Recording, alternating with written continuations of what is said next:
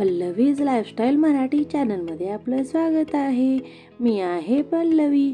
आज मी घेऊन आले आहे ही मिरची भजी रेसिपी। तर बघा किती छान असे आपले मिरची भजी बनलेले आहेत। तर मी एक तोडून सुद्धा दाखवते। तर बघा किती छान असे आणि अजिबात तेल पकडलेले नाहीत असे हे मिरची भजी तयार झालेले आहेत। तर चला आपण हे भजी कसे बनवतात ते बघूयात। यासाठी मी घेतलेलं आहे इथं बेसन, म्हणजेच बेसनचं पीठ, म्हणजेच डाळीचं पीठ। तर चणा डाळीचं पीठ आहे। यामध्ये मी घातलेलं आहे तांदळाचं पीठ आणि स्वादानुसार मीठ आणि अजवण, ओवा, आणि मी इथं थोडंसं सोडा घातलेला आहे। काश्मीरी लाल मिर्च पावडर मी यामध्ये घातलेली आहे। हे बिलकुल ऑप्शनल आहे, तुम्ही नको असेल तर लाल मिरची पावडर म्हणजेच लाल तिखट पावडर घालू नका तरी चालेल। तर चला याला चांगलं असं मी मिक्स करून घेतलेलं आहे। यामध्ये थोडं घालून घेऊयात हळद पूड आणि याला असं छानसं मिक्स करून घेऊयात। आता थोडं थोडं पाणी घालून आपल्याला याचं एक बॅटर बनवून घ्यायचं आहे। तर आपल्याला घट्टसर असं बॅटर बनवून घ्यायचं आहे, लक्षात ठेवा। तर त्यामुळे आपण यामध्ये थोडं थोडं असं पाणी घालून घेऊयात। तर बघा मी इथं तांदळाचं पीठ 1 चमचा असं घातलेलं आहे। तुम्ही पाहिजे तर घालू शकता किंवा याला स्किप सुद्धा करू शकता।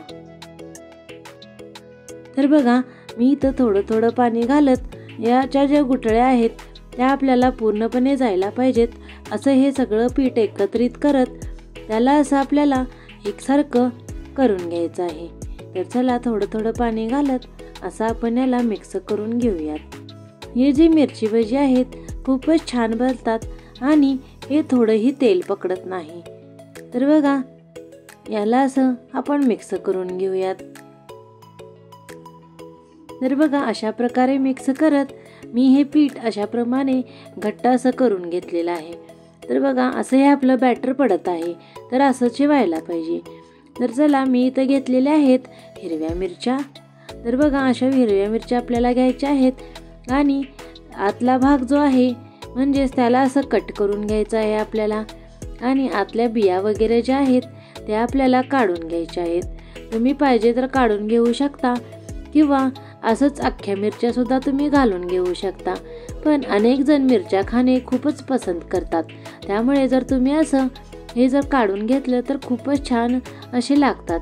तर बघा असं काढल्यानंतर आपण ह्या बॅटरमध्ये असं मिरची आपल्याला बुडवून घ्यायची आहे आणि गरमागरम तेलामध्ये असे सोडायचं आहे। तर बघा तेल इथं छान असं गरम झालेलं आहे। तर याला मीडियम टू लो फ्लेममध्ये आपल्याला ठेवायचं आहे आणि फटाफट आपण असे भजी यामध्ये घालून घेऊयात। तर बघा एका वेळी 4 ते 5 तुम्ही मिरची भजी अशी घालून घेऊ शकता। तर चला अशी मी इथं मिरची भजी घालून घेतलेली आहेत। तर याला थोडं तळून देऊयात। तर बघा इथं किती छान असे होल पडत आहेत आपल्या भजीला, म्हणजेच आपली भजी जी आहे आतपर्यंत छान अशी होत आहे। तर चला आपण याला आता पलटून घेऊयात। तर तुम्ही चमचेच्या सहायताने किंवा झाऱ्याच्या सहायताने याला असं पलटून घेऊ शकता। तर बघा दोन्ही साईडला आपल्याला लाल होईपर्यंत याला छानसं असं आपल्याला तळून घ्यायचं आहे। तर चला याला चांगला असं आपण पलटून घेऊयात।